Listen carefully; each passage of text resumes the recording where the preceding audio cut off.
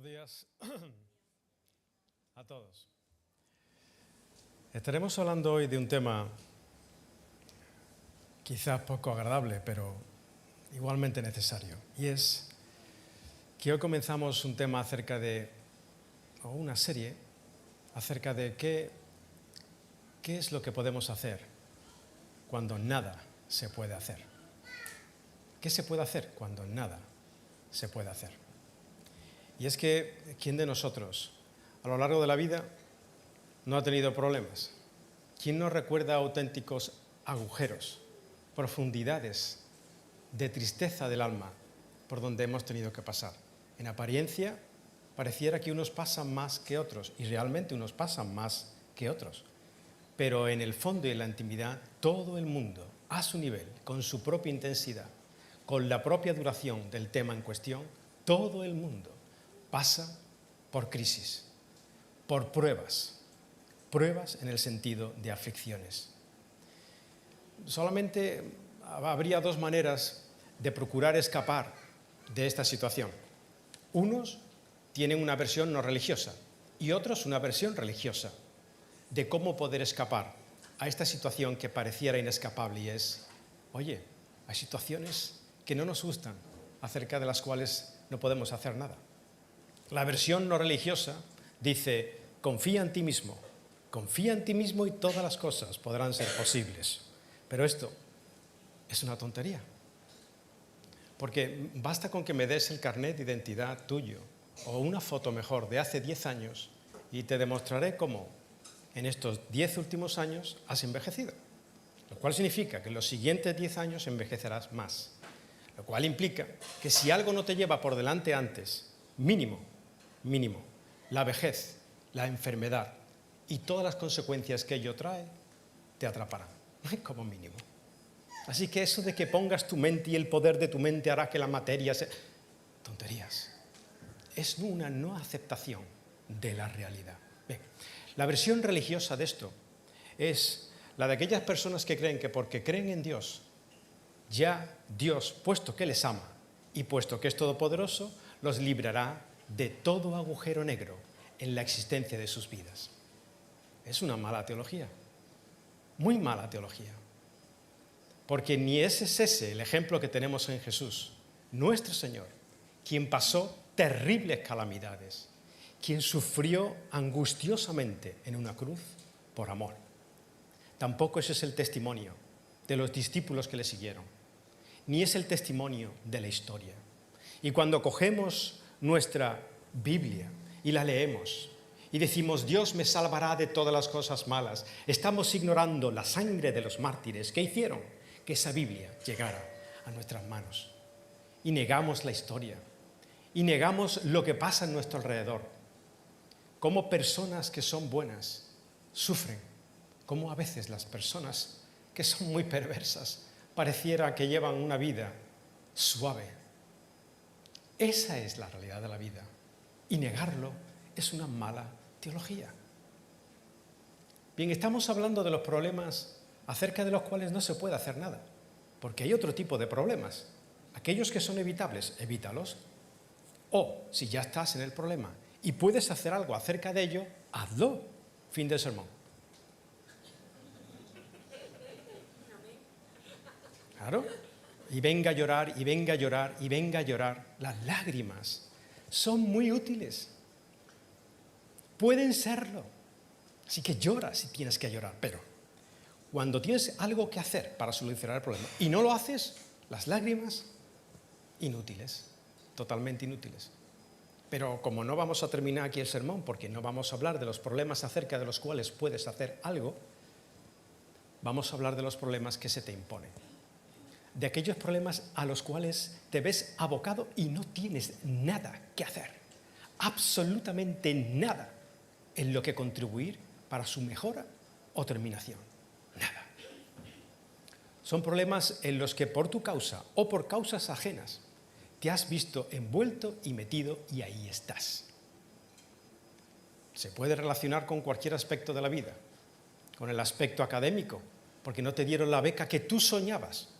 Y eso te hace caer en una profunda desesperación, porque ya no tendrás aquello que tú habías elegido para tu vida. O puede ser de carácter laboral, o puede ser de carácter financiero, donde las deudas ya te comen y no puedes hacer nada al respecto. O puede ser de carácter familiar, donde ya no puedes recuperar aquel primer matrimonio que perdiste, o donde ya no puedes recuperar la amistad de tus hijos a los que abandonaste o perdiste. No puedes ya hacer nada. La vida ha dado un giro completo. Estás completamente aislado. Ya no puedes hacer nada acerca del tema, o puede ser acerca de la salud. Cuando te ves afligido por una cuestión de salud física o mental, acerca de la cual siente la más terrible impotencia, viene en ti, viene en un ser que amas, y te retuerces del dolor, y lloras como un gusano retorcido en el suelo, y no puedes hacer nada acerca de ello. O una persona querida que se te ha ido, y ya no puedes devolverla a la vida. Hay multitud de situaciones en las que nos vamos a encontrar antes o después. Negar esto es una tontería, es una necedad. Y tenemos que saber cuál debe ser nuestra actitud o qué debemos hacer cuando no se puede hacer nada. Porque es precisamente cuando estás pasando por esos baches que miras a tu alrededor. ¿Y qué ves a tu alrededor? Ves la gente que tiene una vida que es la que te pertenecía a ti. Ellos están viviendo tu vida. Ellos están viviendo la vida que tú soñabas y que tú ya no tendrás. Ellos tienen toda aquella felicidad por la que tú habías apostado, tal y como tú lo habías imaginado. Lo viven otros, lo viven todos, y tú no. Tú estás terriblemente engullido en un agujero negro. Y ahí es donde luego viene lo peor, las comparaciones. Porque casi de manera inevitable te comparas. Y cuando te comparas ves lo felices que son los demás, al menos en apariencia, y la tragedia en la que tú estás metido. Y esa comparación hace aún más dolorosa porque es algo equivocado y lo hacemos sin darnos cuenta, y no por ello deja de ser una terrible equivocación, donde por compararnos agravamos la angustia y la situación en la que nos encontramos. Técnica totalmente equivocada. Técnica, además, que hoy en día es mucho más difícil, se agrava en comparación con hace 2 días, 10 años, 15, 20, donde casi prácticamente no habían redes sociales. Porque ahora las comparaciones no son acerca de las personas que te rodean, como siempre ha sido. Ahora la comparación es con el mundo entero, el mundo entero.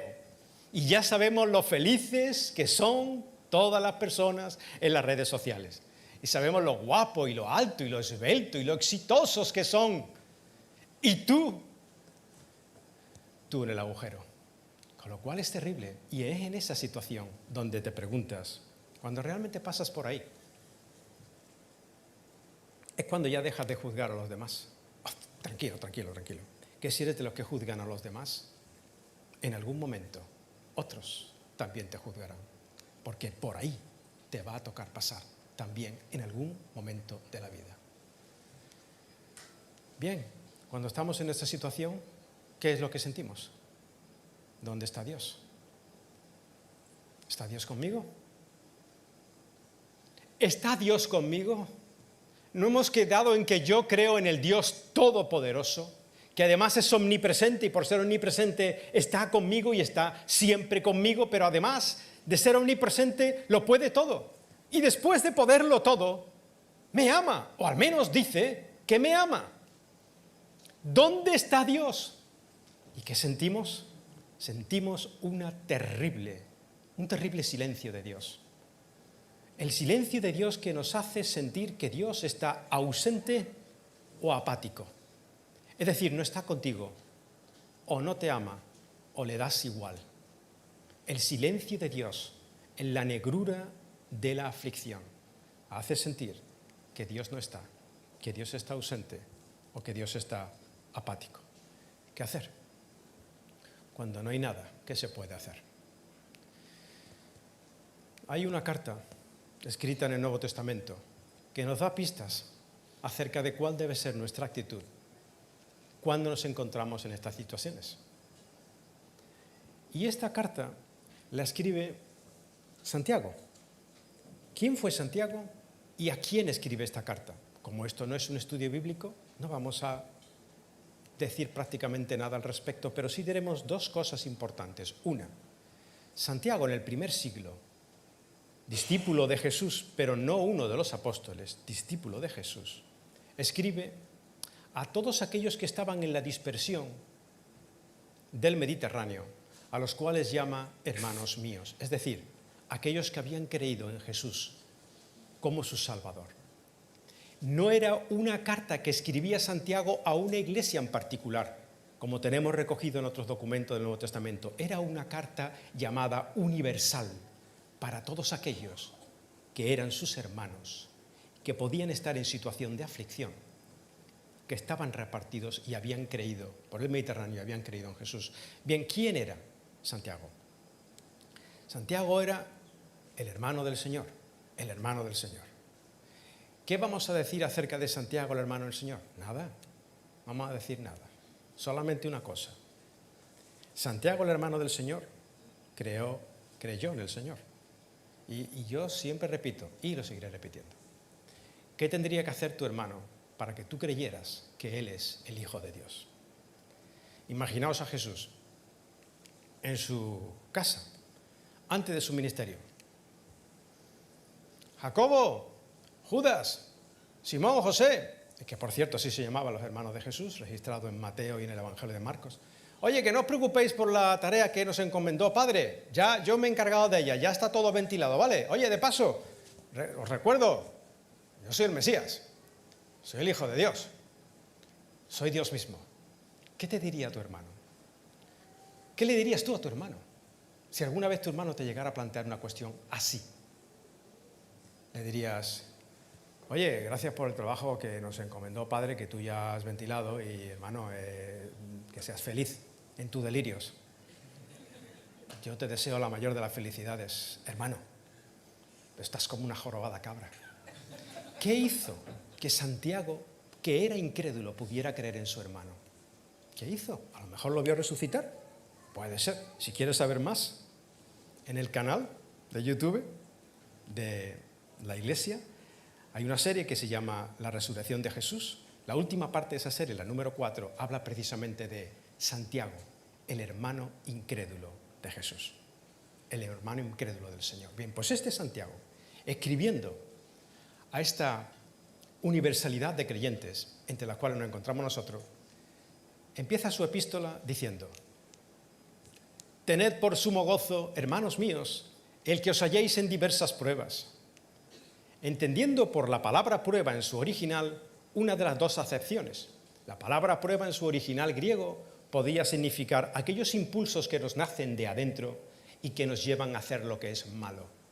En ese sentido, prueba sería traducido como tentación, y de eso habla Santiago en su carta un poquito más adelante. También existe otra acepción a esa palabra griega, que es la palabra prueba, en el sentido de adversidades externas, no tentación interna, sino adversidades externas que nos vienen impuestas y acerca de las cuales muchas veces no podemos hacer nada. Es en ese sentido que en estos versículos que vamos a estar considerando, apenas 2, 3 de la epístola de Santiago, es en ese sentido que la palabra prueba se escribe en este verso. Vais a estar en pruebas. Os van a venir situaciones adversas en la vida, exteriores a vosotros, que os van a poner en una terrible situación. Y dice Santiago, si ponemos atención en el versículo, dice Santiago: pero tened sumo gozo, cuando os halléis en aflicciones y en pruebas. Y ya empieza muy mal, ¿no? Ya empieza francamente mal. O sea, nomás empezar ya empieza tropezando. Porque ¿cómo se puede tener gozo cuando estás afligido? Esto no es una antonimia, es una completa contradicción de términos. Es como si Santiago estuviese esquizofrénico. Él puede vivir dos mundos paralelos que son contradictorios y simultáneos. Santiago estuviera diciendo: mirad, yo que soy esquizofrénico, os hablo a vosotros que sois un puñado de masoquistas, que os gusta la aflicción Y como os gusta la aflicción, cuando viene lo negro, estáis contentos. ¡Qué tragedia! Porque no es a eso a lo que se refiere Santiago. Ni él es un esquizofrénico, ni le está hablando a un puñado de masoquistas. El masoquismo es cuando el dolor es presentado como fin, pero el dolor nunca es presentado como fin por Dios, sino como medio. El dolor no es lo que exactamente Dios quiere para tu vida, pero lo usa como medio en un mundo que está caído, que no fue diseño original, sino en el cual nos hemos metido nosotros, que Dios ha permitido y que Dios sigue usando para nuestro bien. Tened, por tanto, dice, por gozo cuando os halláis en diversas pruebas. Y cuando estamos en la prueba, ¿cómo se actúa?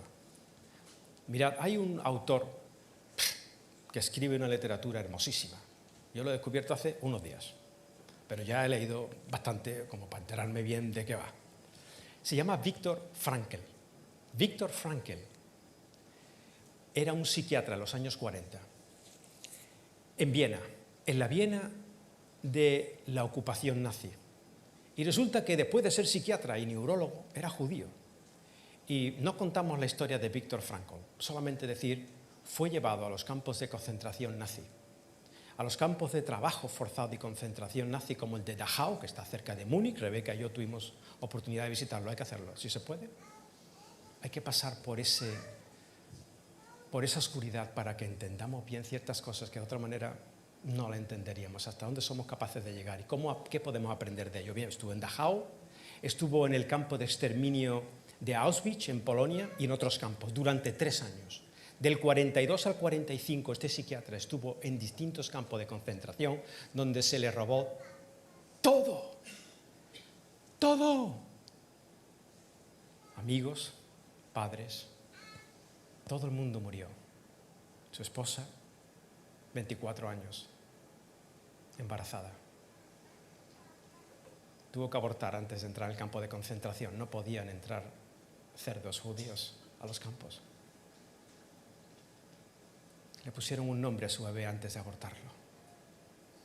Un hombre que lo perdió todo, que fue desposeído de absolutamente todo, él y sus compañeros, de la más mínima dignidad humana. Él lo expresa diciendo, teníamos solo nuestra desnuda existencia. Un montón de huesos y piel, cubierto en un pijama de rayas lleno de harapos, nuestra desnuda existencia. Y él observaba, como psiquiatra, qué es lo que pasaba en el colectivo de prisioneros, incluido él. Y lo describe de una manera muy hermosa en el libro, si lo queréis leer, El hombre en busca de sentido. Y lo que él describía, una de las cosas que describe es que cuando estamos en momentos de pruebas, es cuando realmente al ser humano le sirve la esperanza. Él había escuchado de la voluntad de poder como el mecanismo primario, la motivación primaria del ser humano. De eso hablaba Nietzsche, la voluntad de poder.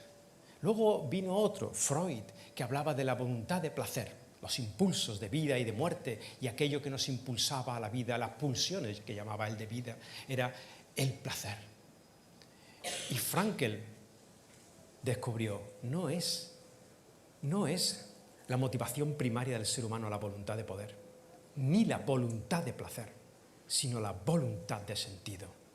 Y cuando tu vida, a tus ojos, empezaba a carecer de sentido, tu vida se perdía. Y de ahí que la esperanza y la fe son tan importantes. De ahí que el cristiano juega con unas armas maravillosas, que es la fe, que te da esperanza y que da sentido a tu vida ahora y sentido último y trascendente después de ahora.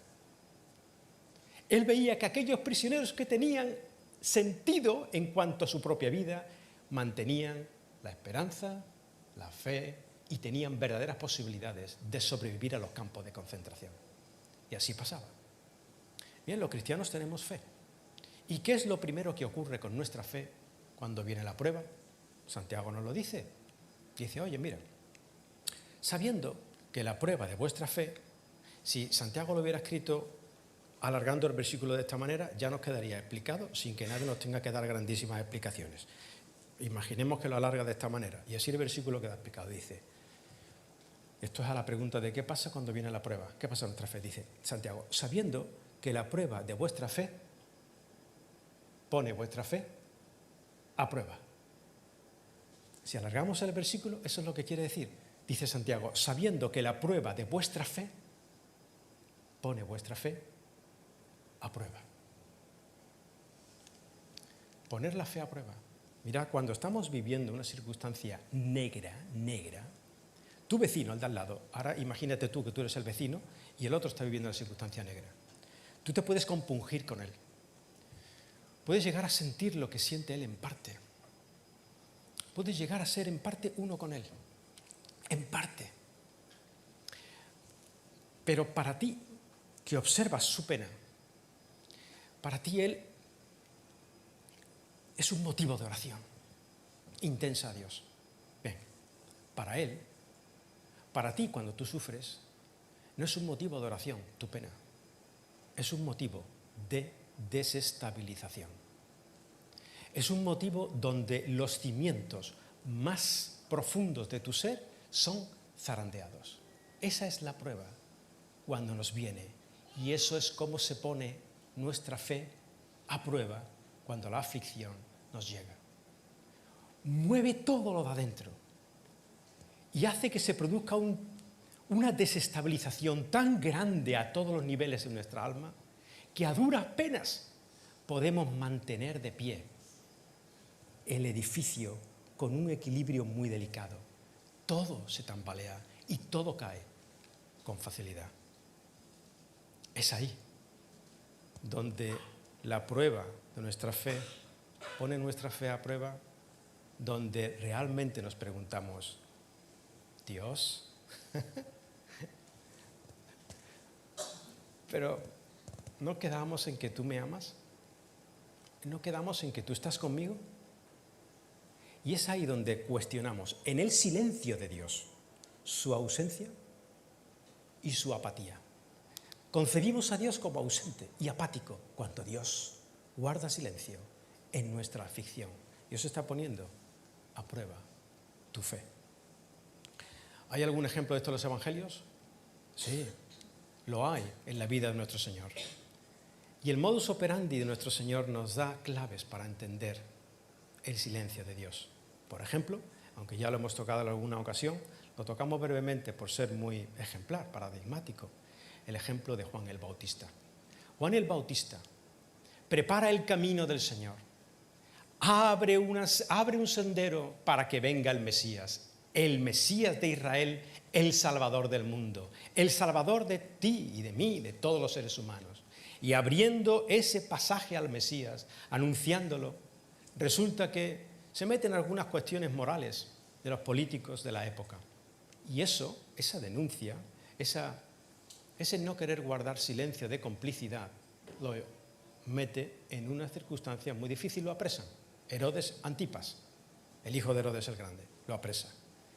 Y lo lleva a la fortaleza de Herodes el Grande, que estaba en un desierto, y lo encierra en una mazmorra inhumana, una especie de campo de concentración individualizado. Pues eso, ahí estaba Juan el Bautista. Para que nos hagamos una idea, y esto no se entiende sin un mapa, Juan el Bautista ha llegado al punto rojo donde veis en el mapa. Ahí estaba la fortaleza de Herodes Antipas. Y ahí estaba metido en una mazmorra inhumana. Bien, ¿qué hace Jesús cuando se entera que Juan el Bautista ha sido apresado? Jesús ya estaba lejos, ¿eh? No estaba en esa zona de Galilea, estaba en Nazaret de Galilea. No estaba en Judea, perdón, sino en Galilea. Y estando lejos en Nazaret, Jesús se entera de que Juan el Bautista ha sido apresado y se va todavía más al norte. Se va a donde veis el siguiente puntito arriba en el mapa. Capernaum. Prácticamente ya Jesús no podía haber ido más al norte. Mientras está Juan Bautista apresado en el desierto, en una fortaleza, él se va a la playa de Capernaum.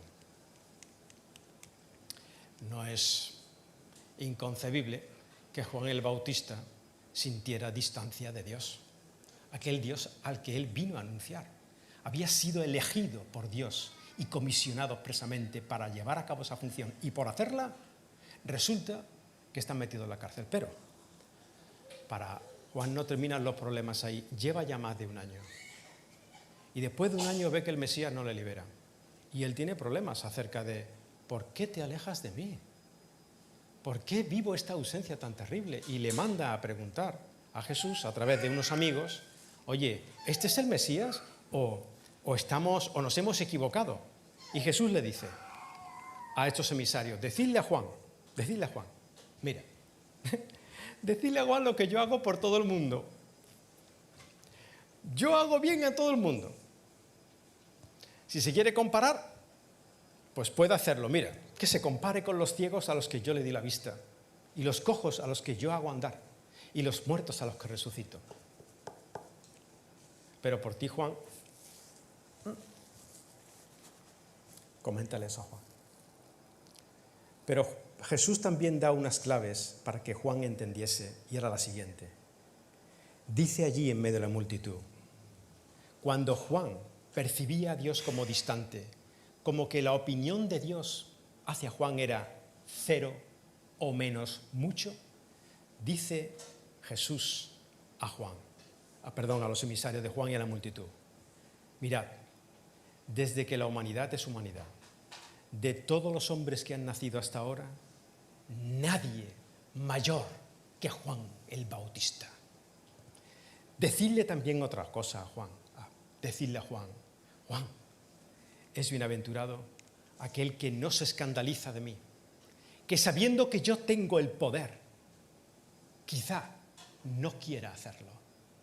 No tropieces en mí. No me uses como una roca en la que tropiezas y te rompes, porque te escandaliza de que yo pudiendo no lo hago. Acógete a mí, no como una roca de tropiezo, sino como una roca de salvación, como un náufrago en alta mar.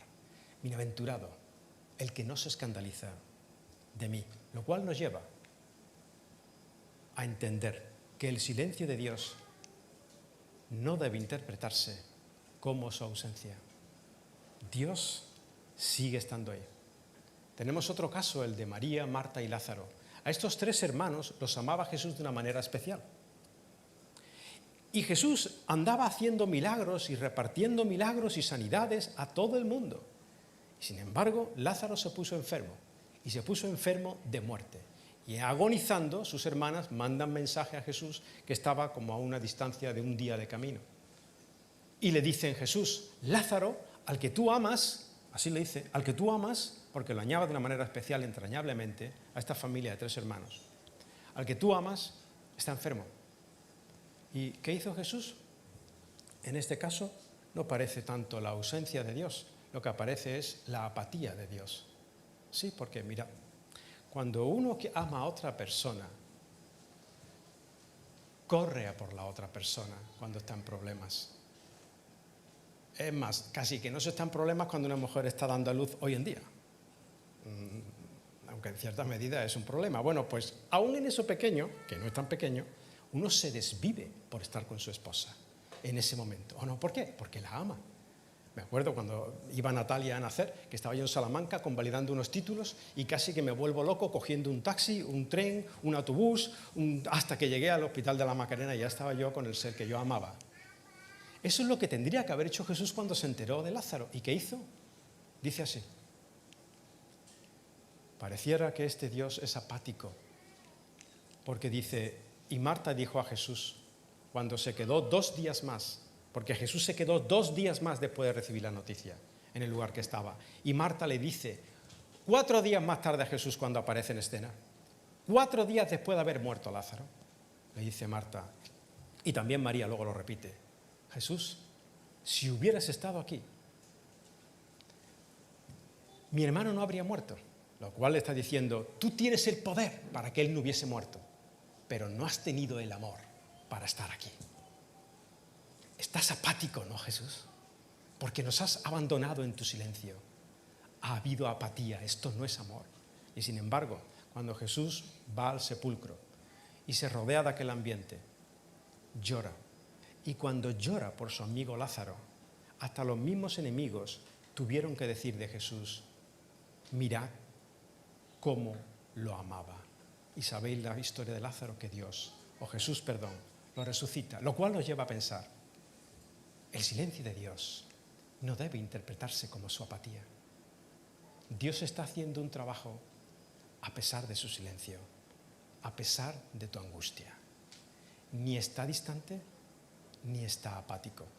¿Conocéis esa metáfora de las huellas en la arena, verdad? Muchos de nosotros. Dice que un hombre en sueños ve que está paseando por justo a la orillita de la playa, donde la arena está todavía un poquito dura y húmeda, y va dejando un rastro de un par de huellas que son las suyas. Y también, como va caminando con Jesús al lado, que lo acompaña en la vida, cuando mira hacia atrás también ve el par de huellas de Jesús. De manera que él veía dos pares de huellas detrás de ellos. Y delante, arriba en el cielo, veía todas las escenas de su vida. Y en todas las escenas de su vida podía ver cómo, mirando atrás, Jesús estaba a su lado, porque seguían conservándose las dos pares de pisadas. Pero en aquellos momentos en que, mirando al cielo aquellas escenas de la vida suya, aquellas escenas se volvían negras, tormentosas, se volvían un agente de aflicción terrible. Cuando más necesitaba a Dios, en aquellos momentos se volvía y solamente veía un par de pisadas.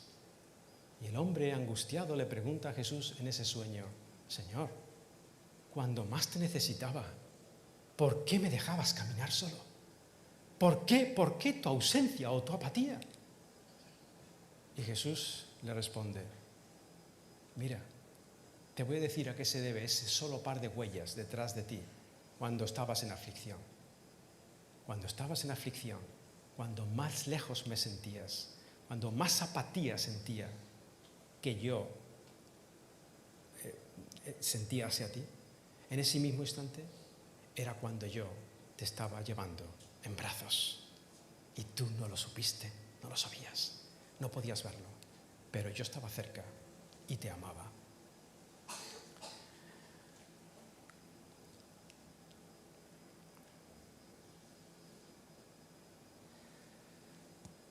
Sigue diciendo Santiago, recordamos, sabiendo que la prueba de vuestra fe, o en otras palabras, cuando vuestra fe es puesta a prueba, sabemos que esto produce paciencia.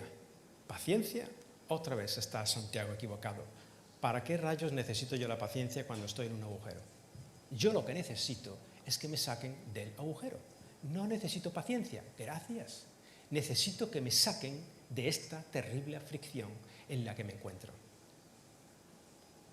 Pero la palabra paciencia aquí no significa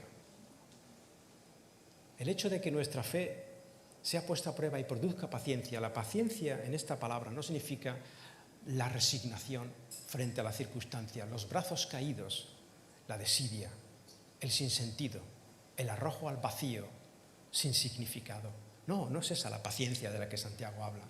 Esta paciencia, exactamente lo que significa es aquella aceptación de la realidad que te lleva a superar la realidad.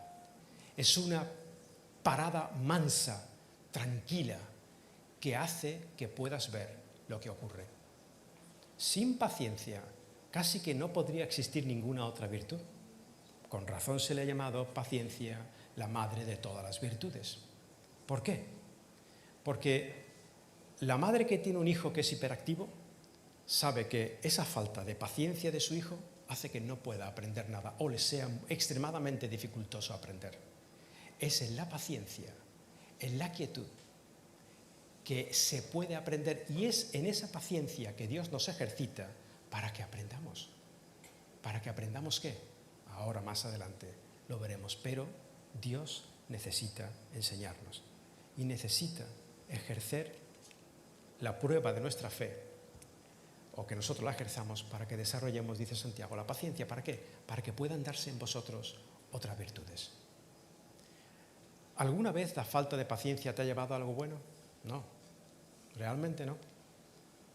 ¿Qué produce la falta de paciencia? La impaciencia produce frustración por aquello que quieres tener y no tienes, o por aquello que has perdido o tienes y no quieres tener. Es frustrante porque no quieres estar ahí. La impaciencia produce frustración y la frustración produce desesperación, cuando ves que en el tiempo no se soluciona. Y la desesperación, llevada a su último término, produce desconsuelo. No hay consuelo, no hay esperanza, no hay sentido. Viktor Frankl, en su libro El hombre en busca de sentido, decía: llega un punto en las personas que pierden el sentido de su vida por causa de la impaciencia que produce desesperación y frustración y desconsuelo. Llega un punto en que lo que nos daban de comer, después de llevarnos todo el día en trabajos forzados, siendo hueso y pellejo, lleno de pulgas, sin higiene alguna, lo que nos mantenía vivos era un trocito de pan todos los días y un caldo aguado. Cuando nos lo daban, la inmensa mayoría de nosotros hacíamos un esfuerzo más allá de lo que podíamos nosotros imaginar para comernos solo la mitad del trocito de mendrugo de pan que nos daban. Un mendruguito de 300 gramos. Sabíamos que teníamos que guardar ese pan pacientemente, porque a lo largo del día volveríamos a necesitar otro poco de energía. Buscábamos la subsistencia, seguir existiendo. Habían otros, y se notaba rápidamente, decía él, cuando intercambiaban el trocito de pan que le daban por un cigarro con otro preso. Dice, cuando observábamos eso en algunos prisioneros, sabíamos que le quedaban como muchos días y en la mayor de las ocasiones horas de vida. Porque en su impaciencia había cambiado la voluntad de sentido por la voluntad de placer. Estaba desconsolado, ya todo había carecido de sentido. Y después de entregar su pedacito de pan por un cigarro, probablemente lo hiciera una vez más, y después de esto, la muerte. La impaciencia que produce frustración, desesperación y desconsuelo produce muerte. Tú puedes estar vivo y estás muerto. ¿Cuántas enfermedades físicas produce la impaciencia y el desconsuelo? ¿Cuántas enfermedades psiquiátricas o psíquicas? ¿Cuántas depresiones en el mundo en que vivimos? Y en el caso último, muertes. Pero eso no lo tenemos en las noticias porque eso no interesa hablar. Es mejor tenernos entretenidos con otro montón de relatos. Pero así, en esta sociedad vivimos y cada vez más ese desconsuelo se apodera de la juventud. Por causa de la impaciencia en un mundo que todo es inmediato. Pero cuando estamos en una aflicción, no todo es inmediato, hay que tener paciencia y no perder el sentido. En cambio, ¿qué da la paciencia? En vez de frustración, aceptación. Aceptación de la realidad. Piensa bien en esto. No es lo mismo resignarse que aceptar. Mira, cuando tú aceptas la realidad, tienes una posibilidad de superarla. Cuando tú aceptas que la realidad es que el río es lo suficientemente ancho como para no poderlo cruzar nadando, es cuando llegas a la conclusión de que tienes que inventar un artefacto para poder cruzarlo. Solo la aceptación de la realidad te da la capacidad de poder superarla. Esa es la paciencia. Y esa aceptación de la realidad, que te da la posibilidad de superarla, es lo que te llena de esperanza.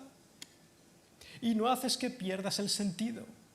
Cuando en otras circunstancias otro ya habría perdido todo el sentido de la vida y se habría entregado a la desesperación y al vacío. Tú sabes, porque aceptas la realidad y porque podrías superarla, que puedes seguir manteniendo esperanza, porque todo tiene sentido, aunque a veces tú no lo veas.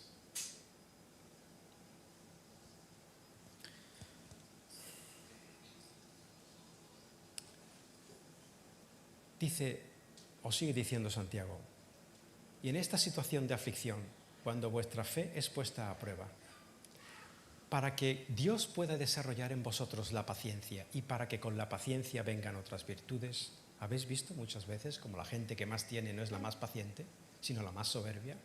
Pensamos que lo tienen todo, pero mirad, tienen el mayor castigo dentro de sí, lo llevan con ellos mismos. ¿Habéis visto alguna vez a un conductor impaciente o grosero y los gestos que te hace? El mal sabor de boca que te deja. Pero ¿sabéis qué? Ya lleva el mal dentro de sí. No es tan feliz ni tiene tanto como tú crees. lleva esa angustia dentro de sí y la seguirá portando en esta vida y después de esta vida la seguirá portando también. Pero dice a Santiago, sí, la prueba. Cuando vuestra fe es puesta a prueba, la soportáis con paciencia. Y en esa paciencia Dios empieza a operar en vosotros otra serie de virtudes porque estáis quietos y podéis observar y podéis aprender. Os estáis convirtiendo en la mejor versión de vosotros mismos. De manera que llegará un momento, dice Santiago, en que no os falte de nada. Pero habéis tenido que pasar por la aflicción para que no os falte de nada. Ahora, no os falte de nada se puede interpretar como que no me falte de nada materialmente, ¿verdad? No. Mira, si no me falta de nada materialmente nunca, en ningún momento de nuestra vida, yo no me convierto en una mejor persona, soy peligroso. Me convierto en peligroso, porque yo me tiendo a juzgar y con soberbia juzgo y no empatizo y no sé lo que sufre el otro. Y me convierto en una peor en vez de en una mejor persona. Ese no os falte de nada, no es cuando lo tengo todo. Si lo tuviera todo, si lo tuviéramos todo en todo momento, todo lo que deseamos, viviríamos en un universo 25, universo 25. Qué interesante, universo 25. ¿Sabéis lo que es el universo 25? No, porque yo hace unos días tampoco lo sabía. Es un experimento que lleva a cabo un etólogo, es decir, un biólogo que se dedica a estudios del comportamiento animal, John Calhoun. John Calhoun lleva a cabo un experimento para saber para hacer un pronóstico de cuál podría ser nuestro comportamiento humano si todas las condiciones fueran perfectas. ¿Qué pasaría con nuestra sociedad, con nuestras ciudades? Bueno, él lo que hace es lo siguiente. Él pone a 8 ratoncitos, 4 machos y 4 hembras, de lo mejor que tenía, los mejores ejemplares, los más saludables y los más felices. Y los pone en una especie de recinto perfectamente habilitado para esos 8 ratoncitos. El recinto tenía capacidad para más de 3.500 ratoncitos. Es decir, problemas de espacio no tendrían hasta más de 3.500 ejemplares. Bien, pues pone ahí a esos 8 ratoncitos, 4 machos, 4 hembras. Y les da todo lo que un ratoncito puede esperar en la vida. Todo. De momento no hay depredadores. Agua en abundancia. Comida la que quisieran, toda la que quisieran. Había incluso construido canalitos, sitios para que pudieran jugar, corretear, ser felices y hacer el amor todo el día. Y así se llevaban los ratoncitos todo el tiempo.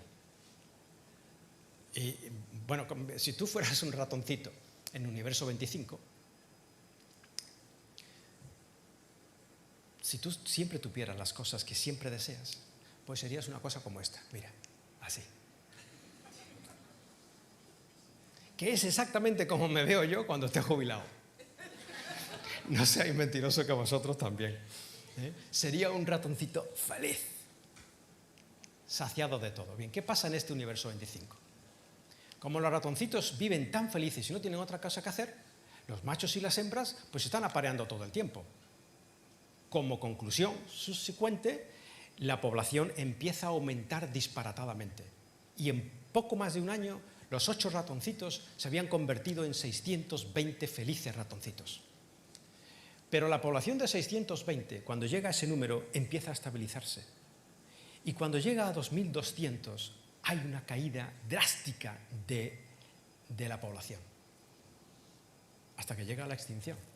¿Qué pasó a partir de los 620 ratoncitos que culmina con un proceso drástico cuando llegan a los 2200, que todavía había sitio en el experimento para más de 1000 ratones? ¿Qué pasó? El problema no era el espacio, el problema era el éxito. Demasiado éxito, demasiado tiempo. Después de los 620 ratones, después de un tiempo prolongado donde se tenía todo el agua que quería, toda la abundancia de pan, toda la juerga que te daba la gana, jugaba, correteaba, tal. Después de un tiempo, los ratones empiezan a experimentar cambios. Es a lo que el autor del experimento llamaba cloaca conductual. Es decir, la conducta de los ratones empezaba a ser tan distante de lo que ellos eran como ratones primariamente, era tan horrible de ver, era como ver una pocilga en sus conductas. Él lo llamó cloaca conductual. ¿Qué pasó en esa cloaca conductual? Pues las madres empezaban a abandonar a sus crías. Empezaban a destetarlas demasiado rápido, con lo cual muchas de ellas morían. Algunas veces incluso las atacaban o incluso llegaron a practicar el canibalismo. No se explicaban cómo, si estos ratoncitos nada les había pasado para que desarrollasen estas conductas, excepto que todo era perfecto durante demasiado tiempo. Cuando los hijos crecían en el nido, echaban del nido precozmente a los progenitores. Entre los vecinos se producían peleas. Habían conductas muy agresivas. A veces, se daban batallas campales donde decenas de ratoncitos morían. La sexualidad cambió en los ratoncitos.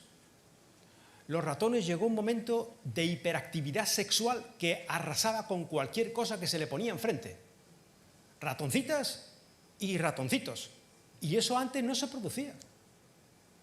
Empezaron a practicar el incesto, relacionándose sexualmente entre familiares, digamos, muy directos, con lo cual daba problemas genéticos.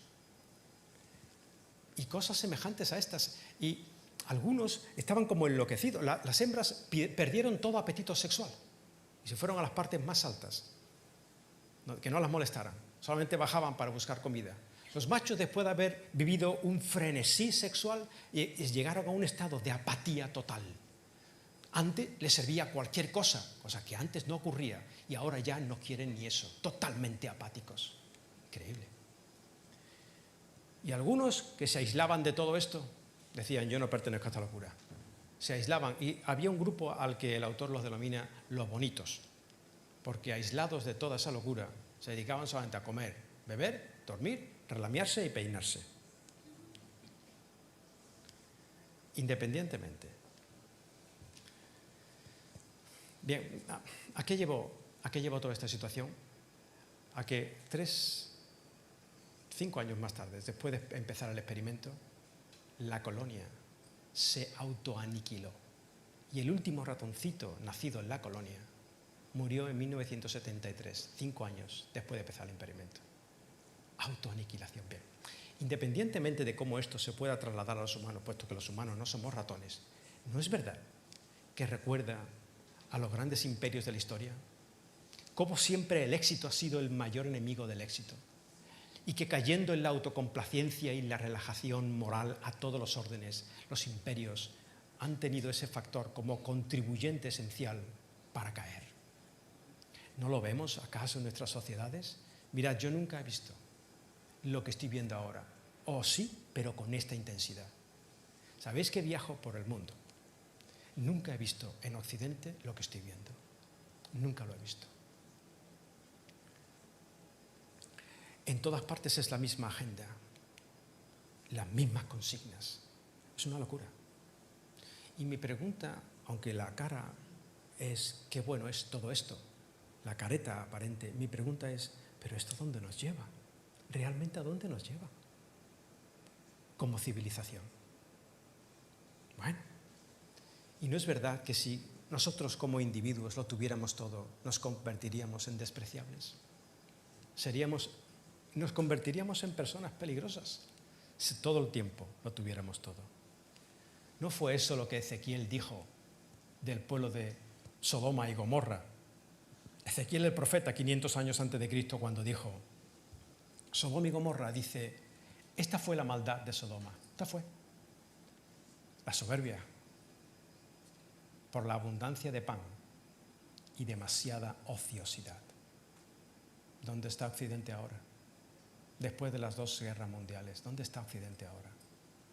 ¿Dónde estamos nosotros como individuo? ¿O estaríamos si siempre fuera pan y ocio? De manera que dice Santiago: si vuestra fe es puesta a prueba durante la aflicción, y esto genera paciencia, la paciencia puede generar otras virtudes para que seáis mejores versiones de vosotros mismos. Dice, y que la paciencia, dice Santiago, tenga su perfecto resultado para que seáis perfectos y completos, sin que os falte cosa alguna. pero no cosa alguna material, como hemos dicho, sino perfectos y completos, en el sentido más auténtico de la palabra como seres humanos. En la expresión perfectos y completos lo que viene a significar es útil y preparado para, como cuando después de un test, un coche de carreras que le prueban los frenos, los neumáticos, el motor, la potencia, está preparado para competir. Eso es lo que significa aquí, perfectos y completos, después de haber pasado una prueba de fe, una aflicción a la que tú no le veías sentido, pero mediante la paciencia aprendiste virtudes y te hiciste mejor ser humano. ¿Para qué? Para que estéis listos. Y esto lo podemos completar con unas palabras de Pablo que dice, porque somos hechura suya. Aquellos que hemos creído en Cristo, somos creados en Cristo Jesús para hacer buenas obras, las cuales Dios preparó de antemano para que anduviésemos en ellas. Dios te ha creado a ti con un propósito y un sentido. Ese propósito y sentido no se podrá completar a no ser que a través de la aflicción desarrolles la paciencia y las virtudes que Dios quiere en ti para que puedas amar más, comprender más, para que puedas ser útil a otros. En otras palabras, para que seas como un pequeño Cristo, que es la voluntad de Dios para tu vida. No que seas Cristo, no. Como un pequeño Cristo, como una extensión de lo que Él fue en la tierra, aquí ahora, como una extensión suya, amando, dando, sirviendo, mostrando la mejor versión de tu misma persona, haciendo aquel cometido, realizando aquel cometido para el cual fuiste creado, o eso o el sinsentido, porque todo carecerá de sentido cuando los pequeños sentidos que encontramos en la vida se pierdan y nos enfrentemos a realmente qué hago yo aquí, o eso o el sinsentido.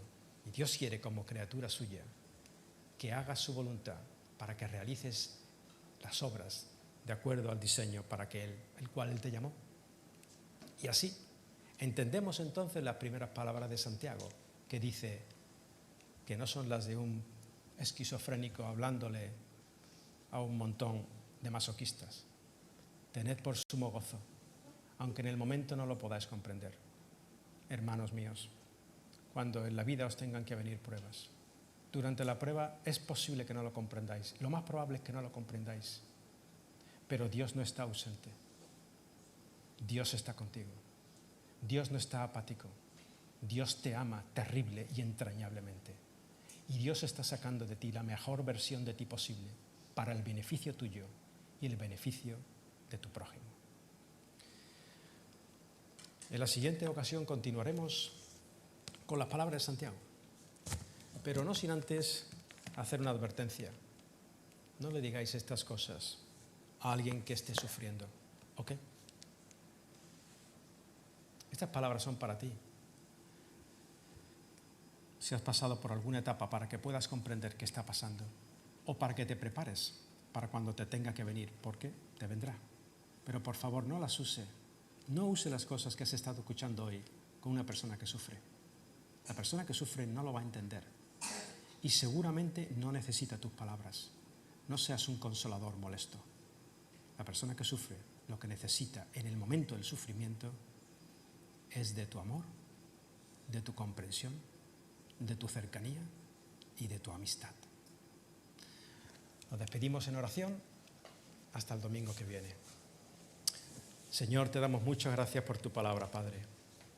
Te damos muchas gracias por estas cosas que nos has enseñado, por tantas situaciones difíciles por las que no queremos pasar, por las que te rogamos no pasar.